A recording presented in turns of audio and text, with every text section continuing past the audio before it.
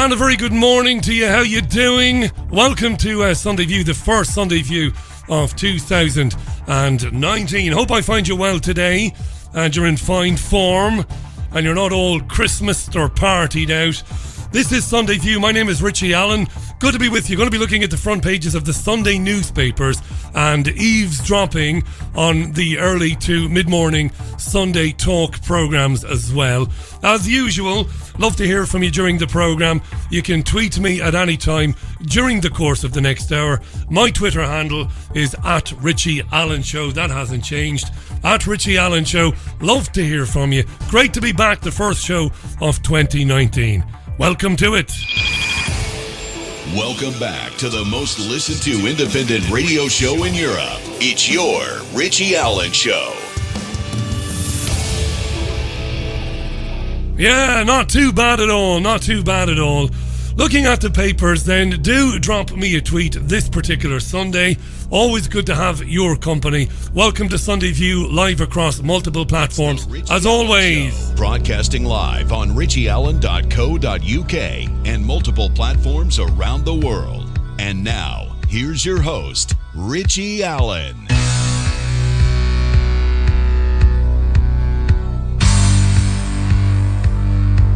Yeah, it's a miserable old Sunday morning here in South Manchester. Pretty grim, pretty glum, pretty gloomy.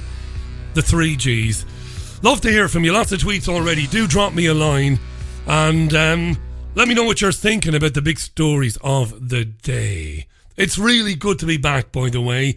It is January the 6th, 2019. So to all my friends in Spain, and I have quite a few friends in Spain, let me say, without mucking it up, Feliz Dia de los Tres Reyes.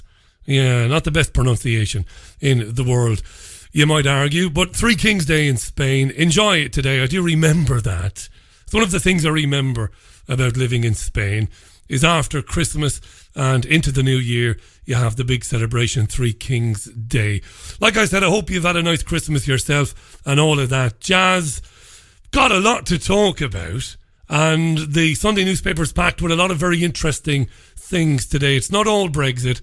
It's not all Brexit today. Some very interesting things as well. And we're going to kick off with the Sunday Times, which leads with a health story. And I think this is hugely significant. I think it's very interesting. And I'm glad to not be talking about Brexit, at least straight out of the blocks anyway. So let's have a look at the Sunday Times. Now, the front page headline is Horrific Rise in Obesity Surgery Threatens NHS. What does that mean? Horrific rise in obesity surgery threatens NHS. Does it threaten the existence of the NHS? Is that what it means? Well, according to the Sunday Times today, more than 41,000 obese people needed surgery, either hip or knee replacement operations because of their condition. This is last year, 2018. Among the 41,000 people were 7 teenage girls, according to the Sunday Times. The investigation found that the numbers of obese patients who have had joint replacement surgery soared sixfold in only 8 years, from 6,200 in 2009-2010 to 41,800 in 2017-2018.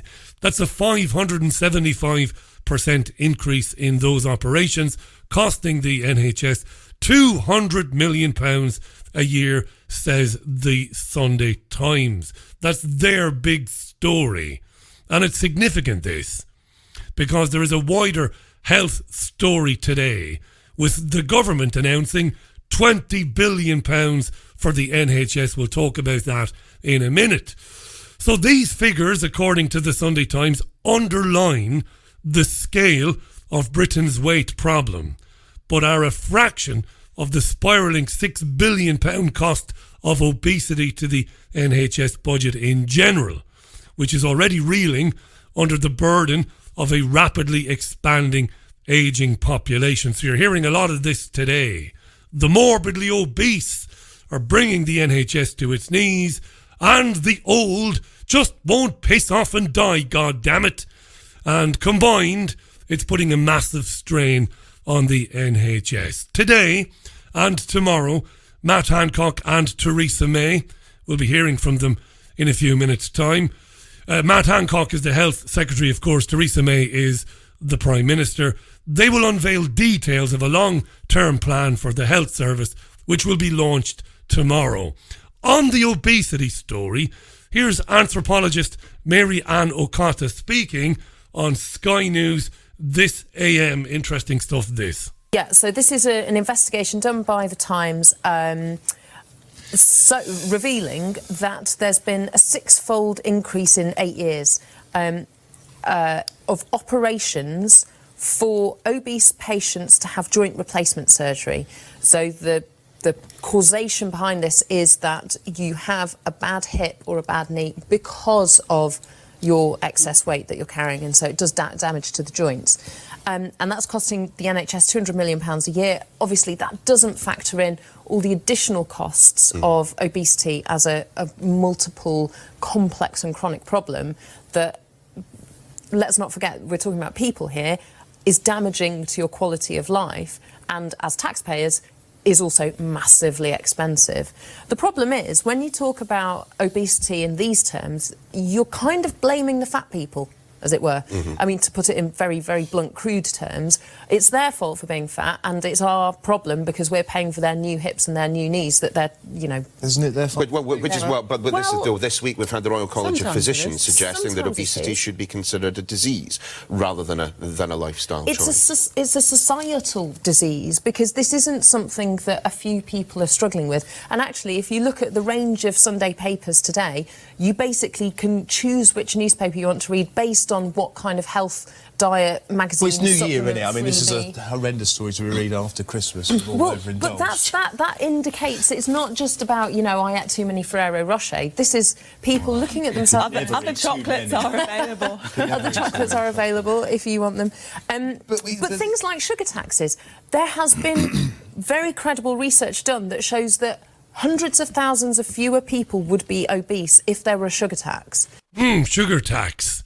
We'll come back to that in a minute. That was Mary Ann Okata, who is a anthropologist speaking to Sky News earlier today. Right, this is very interesting, this. It's hugely, hugely, hugely interesting. On the obesity thing, I was thinking about this because we've had a few stories about obesity and sugar, and just after New Year's, so either January 1st or January 2nd, there are a number of stories about children consuming enormous amounts of sugar by the time they reach the age of 10. So I decided to look into that.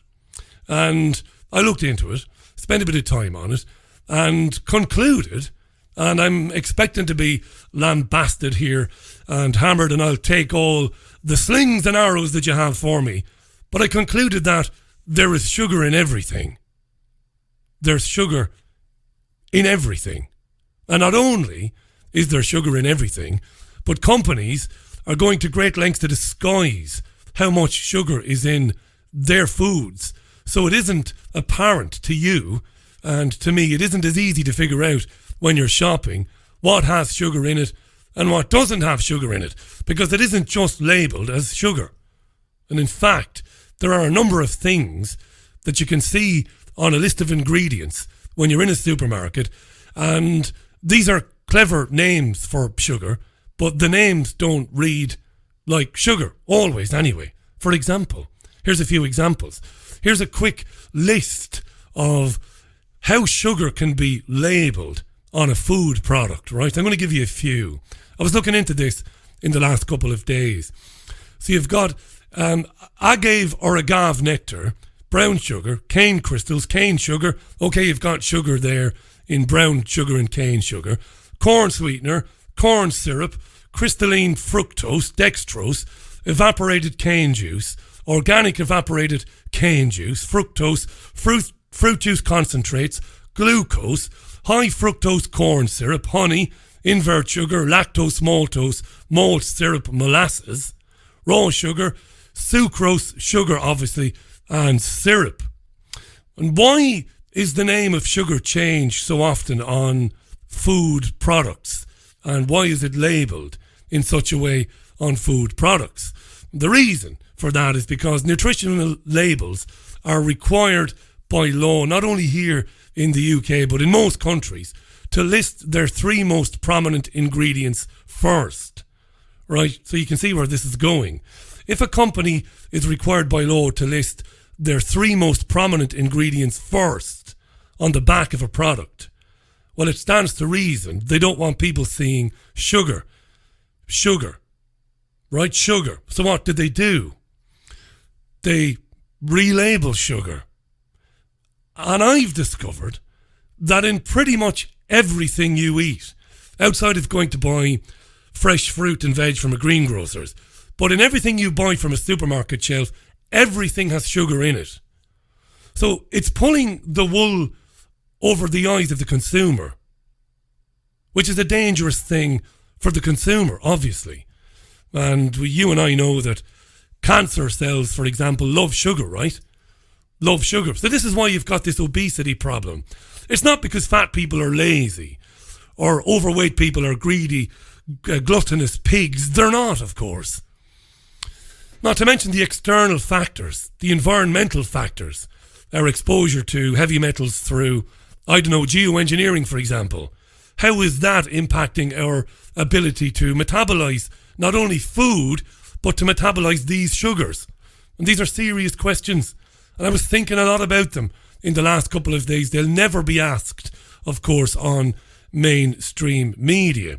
Now, on this story in the Sunday Telegraph today, inside the paper, there is some detail on where new money for the NHS will be spent. This 20 billion that Matt Hancock and Theresa May are announcing tomorrow. And it's kind of worrying where they're planning on spending this money. Here's a story inside the Sunday Telegraph today. It says, new NHS plans to offer mothers and fathers mental health support for 2 years after child's birth.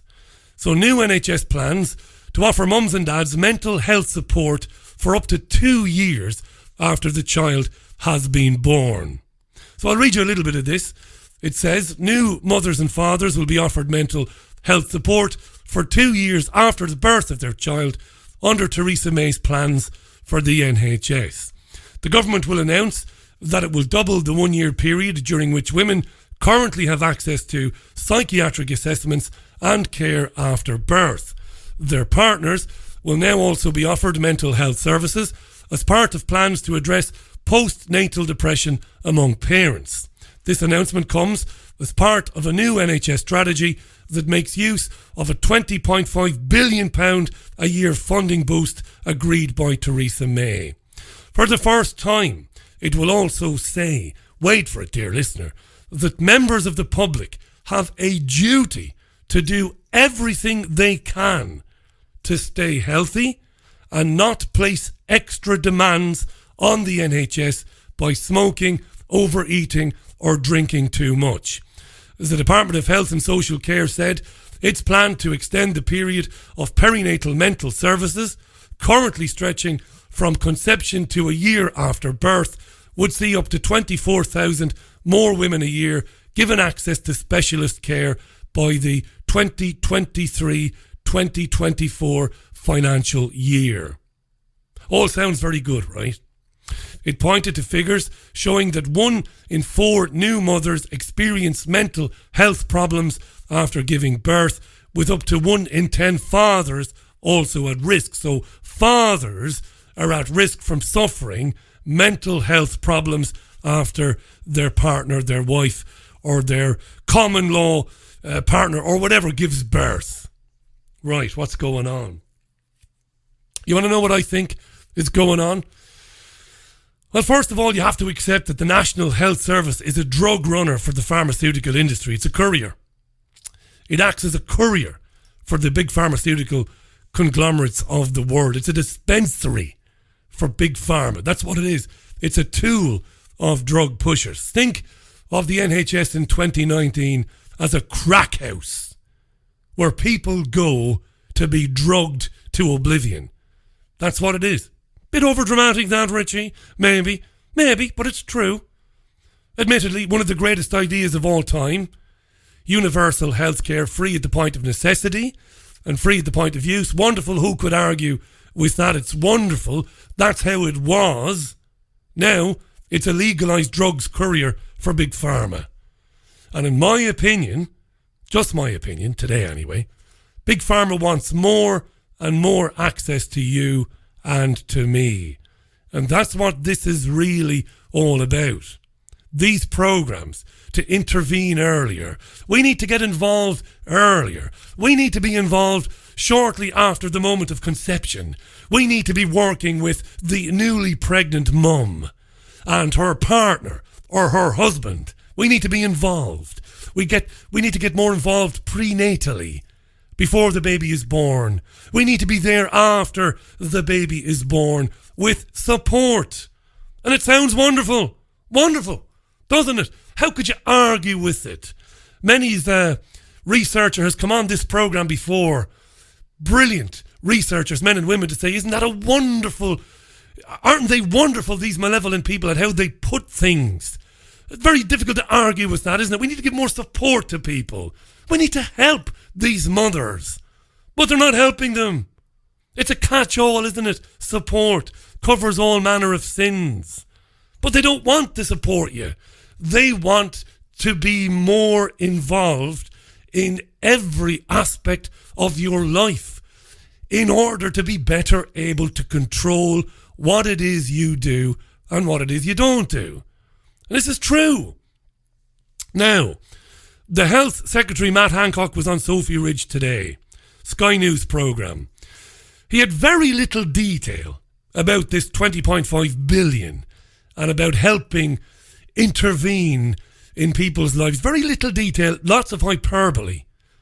But Sophie Ridge did ask him one very good question. Listen up. She's speaking with Health Secretary Matt Hancock. This is Sophie Ridge with a good question, dear listener. The other part of the plan that I know that you're very passionate about is technology. And you're talking about targeting people with unhealthy habits. For example, people who enjoy smoking, enjoy drinking, for example, with targeted adverts. A bit like politicians do during election campaigns.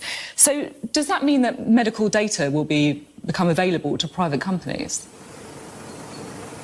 No, it doesn't mean that at all. What we propose there is that as part of this this approach to try to support people to stay healthy, in the past, public health messages have tended just to go to the population as a whole. You know, we all know the mantra that you should eat 5 a day. That is a public health message. And it's normally, we give the same message right across the population.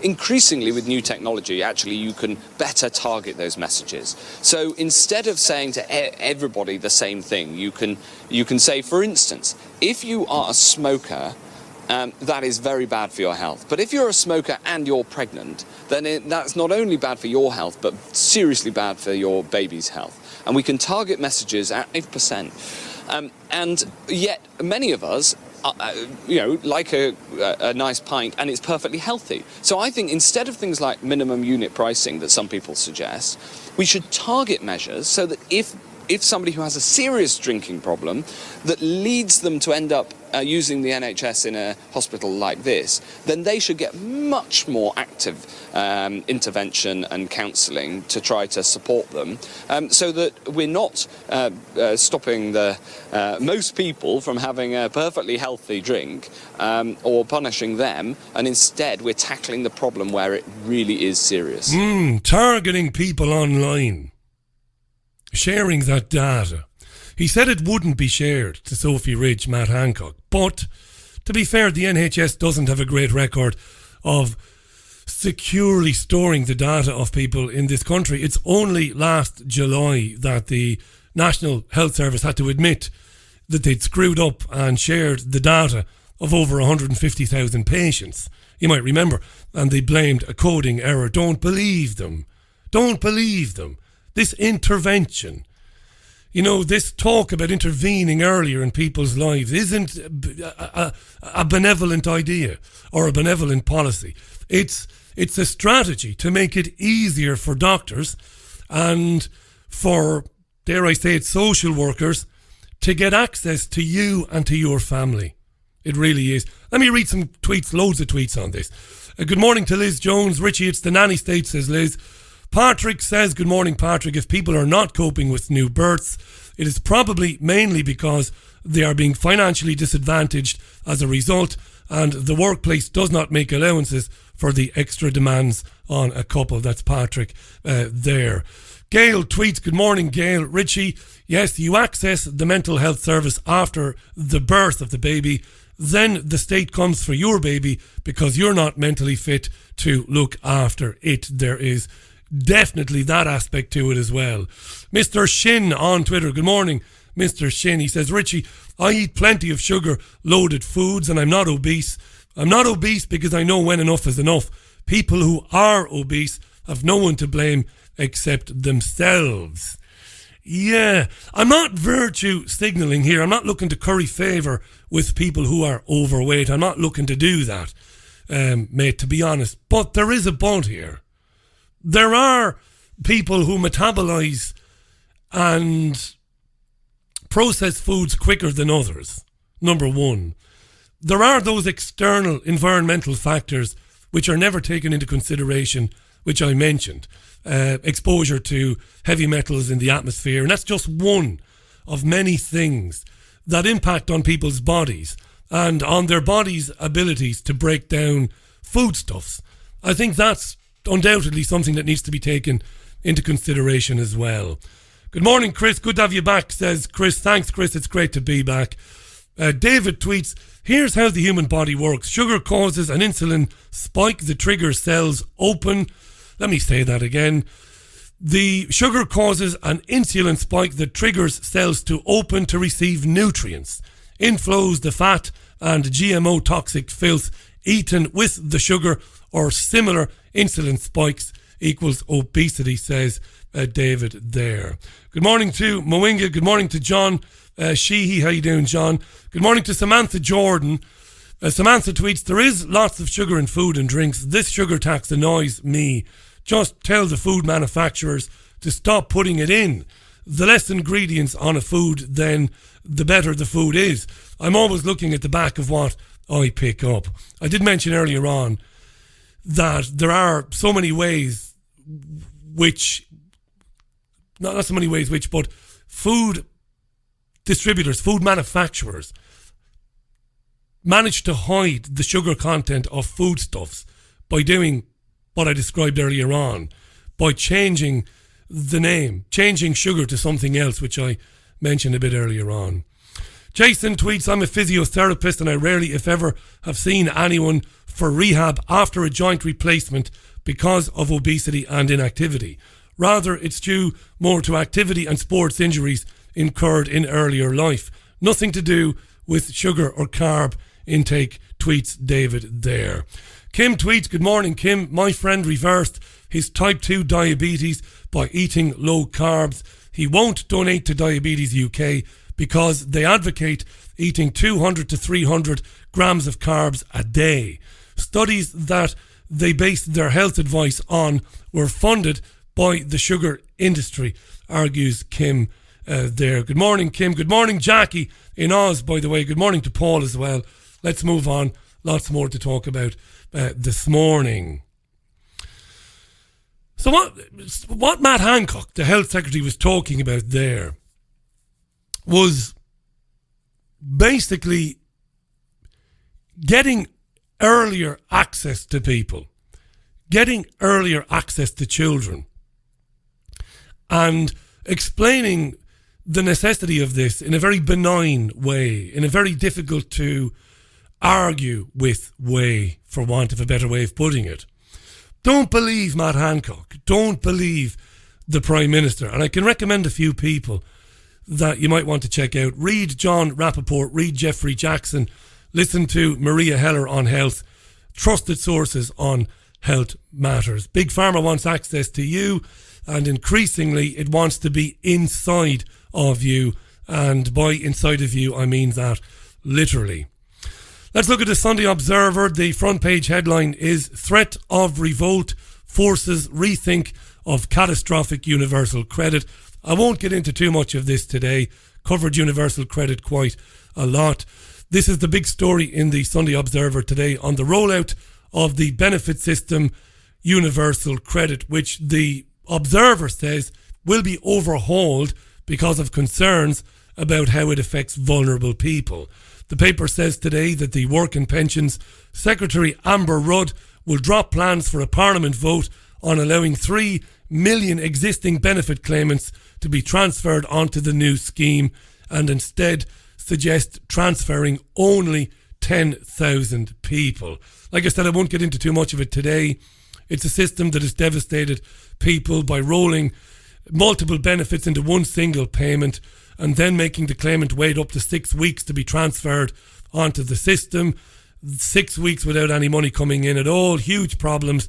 Again, won't get into it here. Covered it a lot and explained the flaws in it. Also on the front page of the Sunday Observer is this headline: Labour faces mass exodus over Brexit policy. The Sunday Observer believes the thousands of Labour members have demanded that the Labour Party opposes Theresa May's Brexit deal, but not only that, but also to back a second referendum over EU membership. This is all about this notion that hundreds of thousands of very young people have joined the Labour Party.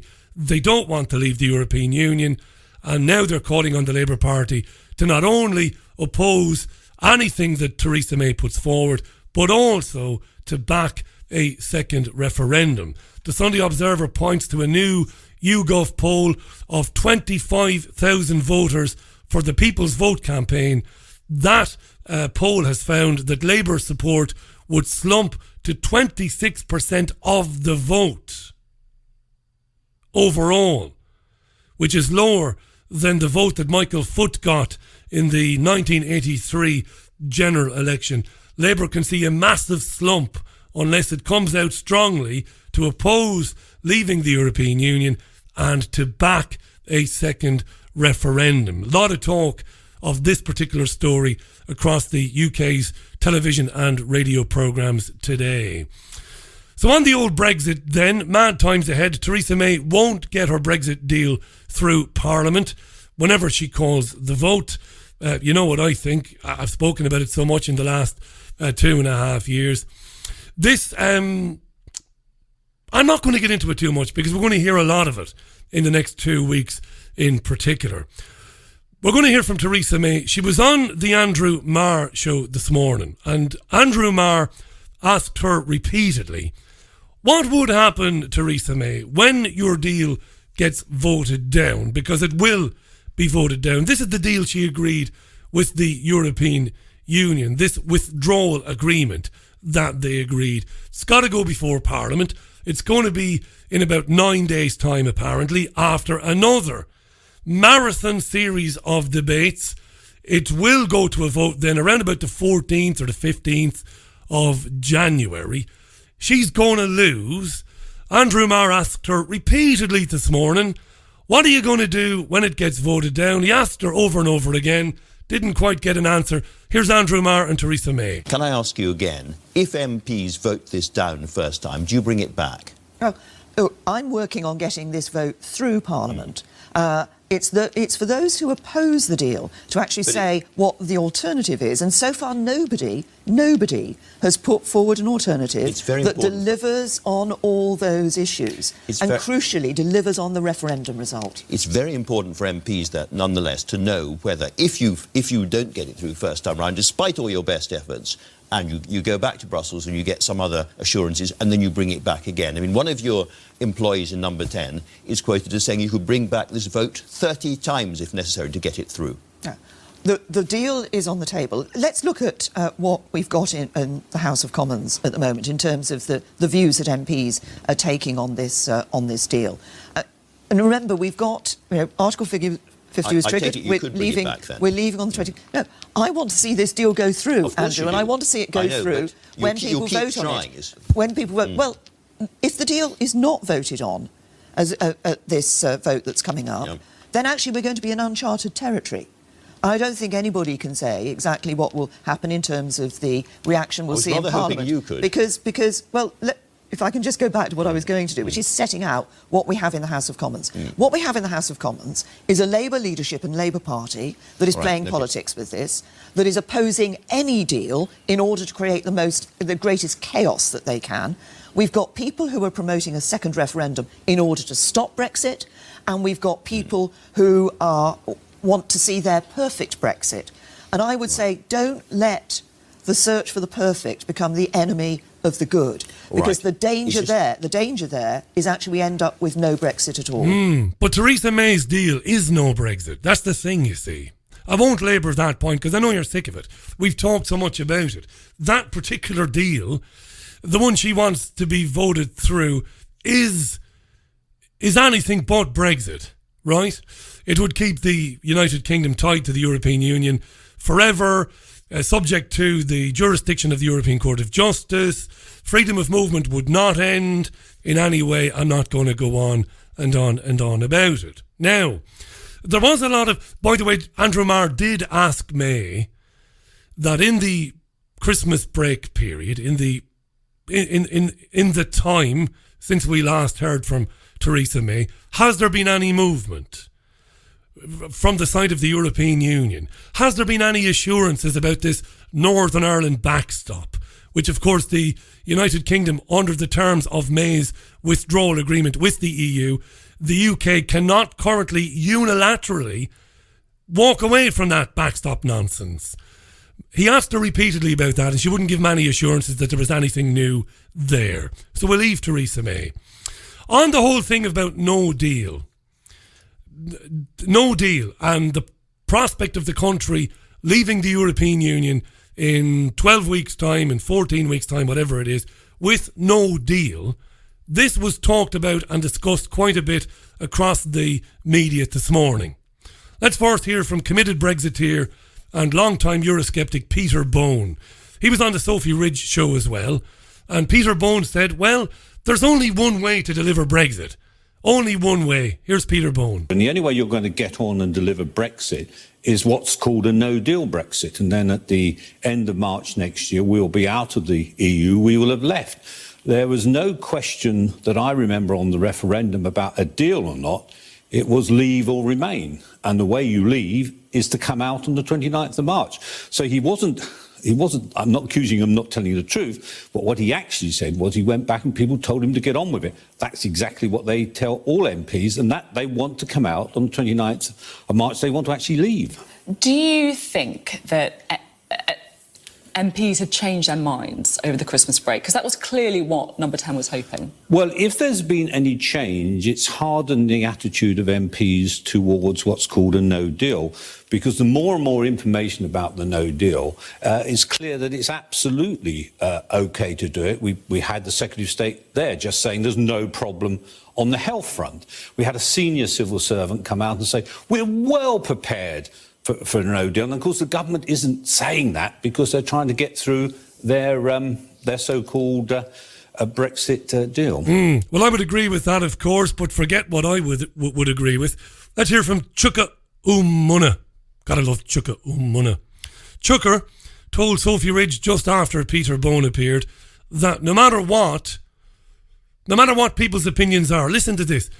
Umunna says that no matter what people think about Brexit, he says people are united in their belief that no deal is unacceptable. So Umunna says that whether you're for Brexit, whether you're for Remain, no matter where you are, one thing that unites us all, says Chuka Umunna, is that we all think that no deal is unacceptable. Now, this is undiluted caca-poo-poo, of course, but it doesn't stop Chuka Umunna on the Ridge programme today. And one thing that people who may not necessarily be convinced of a people's vote are convinced of is that the need to avoid a no-deal Brexit. None of our constituents, I think, voted for that, and they certainly didn't vote to make themselves poorer either. You say that none of our... I mean, I'm sure that none of your... A very small number, perhaps, of your constituents would like to see that. You are in one of the most Remain-supporting constituencies in the country. That's right. But in other parts of the country, polling shows that actually there is a significant number of people who would prefer a no-deal, for example, the Prime Minister's deal? Well, I don't think we can say categorically, one way or another, what the will of the people is actually in 2080. Well, you're right to pick me up. Right to pick me up on that. Yeah, she's right to pick you up on your lies, Chunker. You said the one thing we're all agreed on is there can't be no deal, and then you conceded that many people do, in fact, want no deal. Anyway, Sophie Ridge picks him up on something important. She asks him, can Parliament stop no deal from happening? Can Parliament actually stop no deal happening? Because surely it's the default position if you can't agree. Well, it's a very good question. Legally, there are two things that would need to happen. First of all, in order to change exit day, which is stipulated in law to be the 29th of March of this year, Minister will have to put forward a regulation to change that date. Now, we're unclear as to whether that necessitates a vote of the House of Commons, but it would have to be at the initiative of a minister. Secondly, we would have to get an extension to the Article 50 process from the European Union. And this is the key thing for me.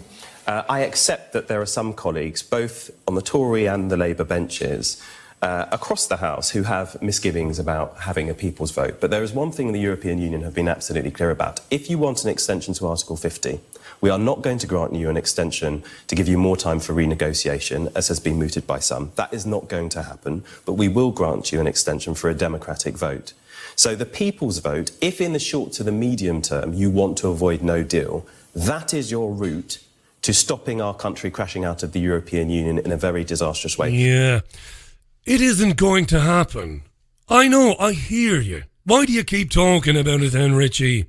Because it's important that we record, that we log, that we, for historical reasons, for reasons of getting people to understand in the future how these things work.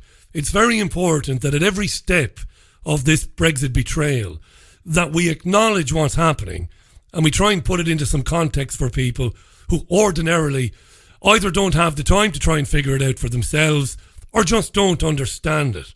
So the final bit on Brexit, before we take a very quick break, final bit on Brexit, was watching RT quite a bit over the Christmas.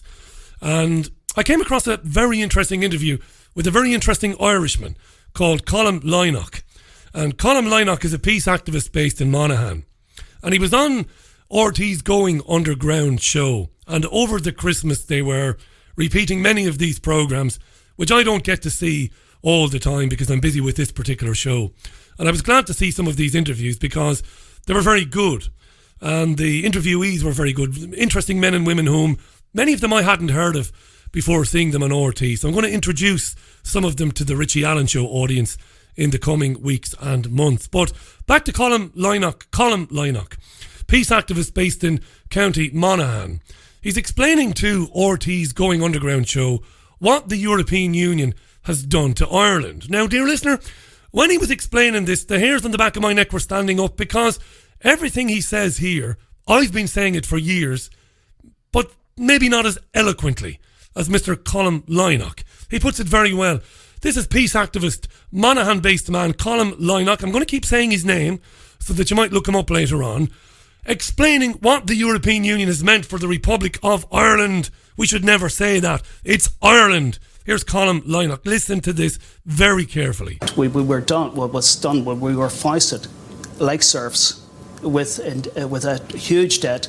Now we live as indentured labour. The European Union's the European Union, the World Bank. We don't have, our budget goes to Germany for assessment and checking and correction.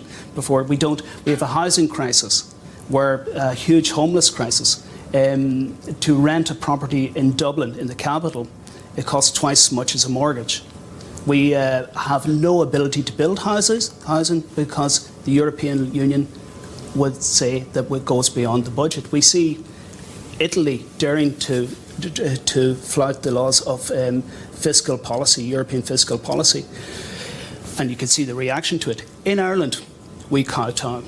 We have a completely compliant government that doesn't see itself as being sovereign, and any criticism, it's almost servile. And so this is why, and huge propaganda, huge money carrot and stick, both. The threats of what will happen if we dare to not toe the line of Europe. Amazing stuff. Brilliant. That's part of a 15-minute interview, which is very, very good. I'm going to invite that gentleman on the programme. Indentured labour. That's what the Irish are. Governed by politicians. They think they're being governed by politicians operating out of Dáil, Éireann, that are not in charge. Politicians who don't see themselves as sovereign. A country which must get the permission of Germany. Yes, of Germany, in order to sign off a budget. A fiscal budget for the forthcoming financial year. The Irish elected government can't do that without getting Germany's say so. And I don't have time to get into it today, but there was another brilliant aspect to the interview with Colm Lynagh. And if I was interviewing the man, I would have hugged him. He pointed out, and I've said this myself, because every time I talk about why it's necessary to dismantle the European Union, why it's necessary for countries to leave it with no deal, to have nothing to do with it, you get accused all the time by those who don't want to listen of, oh, well, you're a Conservative supporter, then you support Boris Johnson, you support Nigel Farage. No, I don't. It's folly beyond my ability to explain it, to vocalise it. I don't have the vocabulary to vocalise it. It's folly to believe that Nigel Farage and Boris Johnson and Jacob Rees-Mogg are going to be the saviours of the UK. Of course not.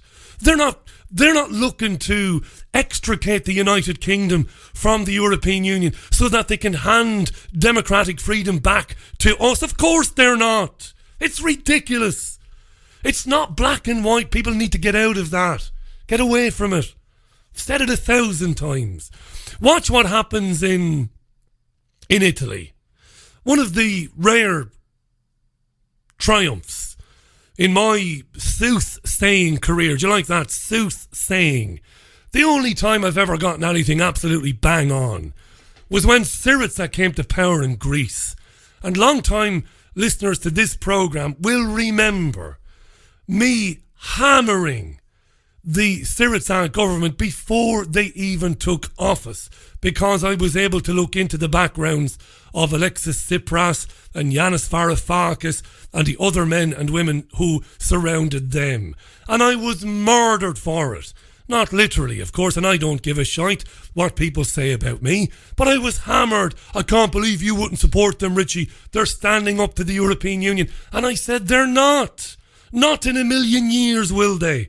And I said when the coalition in Italy came to power, Five Star and Liga, this so-called right-wing anti-globalist movement, I said, no, don't believe it. Don't believe that this government in Italy is going to deliver Italy out of the claws of the European Union. And I've already been proved right. Already. I was proved right 24 hours after they took office, when they agreed with the European Union that they wouldn't appoint a certain finance minister. There is no opposition to this. There's no genuine opposition to it. Jacob Rees-Mogg, terminological inexactitude, darling, and all of that crap, can say whatever he wants. Farage can say whatever he wants. They are not exponents of democracy, these people. Not in a million years. We play their audio sometimes, because often in explaining what the European Union actually is, they get it right. But they do not want to take back the country's freedom to give it to you. Not in a trillion years. Don't believe it for a minute. Stop with the screaming about, oh, you must support this. This particular programme has made it clear from day one that politics itself is the enemy of the people, the enemy of the proletariat, for want of a better way of putting it. The system, the establishment itself is your enemy. Not necessarily the individual people working in it, but the system itself. No man or woman, no party is going to deliver you from the tyranny that is the European Union. That's the way it is. Good morning to Ruth in Oz, who's talking about obesity. There's a bit of an argument going on Twitter about the price of food, with some of our listeners saying that healthy food is far more expensive than unhealthy crap. And I'm going to agree with Ruth. I know Gail is arguing with her there. There's a big argument going on. A very mature, a very grown-up argument. It must be said. But I agree. I believe that we've seen that truly healthy food, whole foods, for example, have become unattainable to a large body of the population of this country because of pricing. I agree with Ruth on that. I really do believe that. And I think that's part of an overall plan, that. Right? Which is a different thing entirely, and we don't have time to get into it today. It's coming up for 13 minutes to the top of the hour. I've no idea how long I've been on air because one of my systems crashed just before I came on. It's not really that important. I'll get it back working by tomorrow. Anyway, this is Sunday View. The Richie Allen Show is back on the air for 2019. This is the Mavericks, back with more news in a minute. This is terrific. Right, moving swiftly on, the Mavericks there and back in your arms again. The Richie Allen Show proper returns tomorrow, Monday, January 7th, 2019 at 5 p.m. As usual, got some terrific guests lined up for you this week as well. Want to say hi to Phil Restino in Florida. Good morning, Phil. Thanks for the emails over the last couple of days, mate. I'll be in touch with you. Great to hear from you, my friend. Good to hear you're listening so early in the AM there in Florida.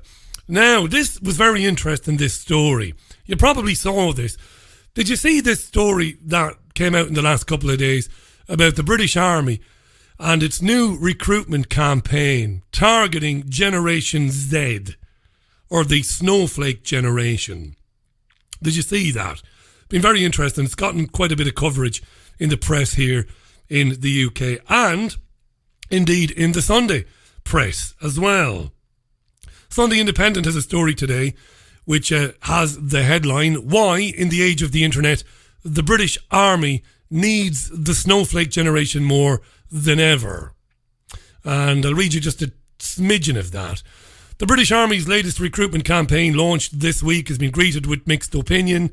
The campaign targets the snowflakes, selfie addicts and binge gamers of Generation Z by overturning the negative stereotypes of their generation, translating these into qualities that are needed in the army. Qualities such as compassion, confidence and self-belief. However, critics have suggested these adverts are appealing to people who are unsuited to the battlefield, arguing that snowflakes are too vulnerable, selfie addicts insecure and gamers too lazy. So these posters were fascinating. They produced posters in the style of the Lord Kitchener First World War posters. You remember those? I need you for the US Army and all of that. Your country needs you. Well, that was Uncle Sam. What's wrong with me? Yeah, Lord Kitchener's the UK version of that. Yeah, get it right, Richie. And your country needs you posters, but they had images of soldiers and they had words like snowflakes and selfie addicts on these posters, right? Right. Now, also in the press today, in the Sunday papers and the Mail on Sunday, one of the men used in these adverts, one of the soldiers who was photographed for the snowflake recruitment posters, is fairly cheesed off and has threatened to resign his commission. Big coverage in the media today. Here's The Sun's defence editor, David Willett. Just before you hear from David Willett, Willett speaks about the soldier who was cheesed off, but then, interestingly, Willett says there's actually not really any issue with recruitment at all. He says record numbers of people are trying to join the army. How interesting. Here's David Willett. The Scots Guards, his name's Stephen McWhirter, he agreed to have his picture used in an advertising campaign, the latest advertising campaign for the army to boost recruitment, and they've used him on a poster with the word snowflakes, your army needs you. And then he's gone on Facebook and his mates have ribbed him about it, and he said, I'm going to resign. I wasn't for this. And there's a couple of issues here. There's the issue of him and the poster, which is a bit of a side issue, but there's a general view, particularly in the Mail, that these advertising campaigns are unsuccessful and they're not right and they're targeting the wrong people and they don't work, and the army's got it wrong. when the reality is that they are incredibly successful, these advertising campaigns. This Is Belonging campaign, which has been running for a couple of years, has seen record numbers of people trying to join the army. It's at a 5-time high. Over 100,000 people tried to join the army last year. Wow. What people don't understand is, well, the army's supposed to be 82,000 strong, and it's only 77,000 strong. They say, well, why do we not have a fully stocked army? It must be recruitment. It must be these ridiculous adverts. They don't work. And they do work. The problem is a vast litany of issues with, once people try to join, you know, getting them over the hurdle of them actually joining the army is littered with problems. So, like, you know... Because the candidates aren't good enough, or because the systems aren't working?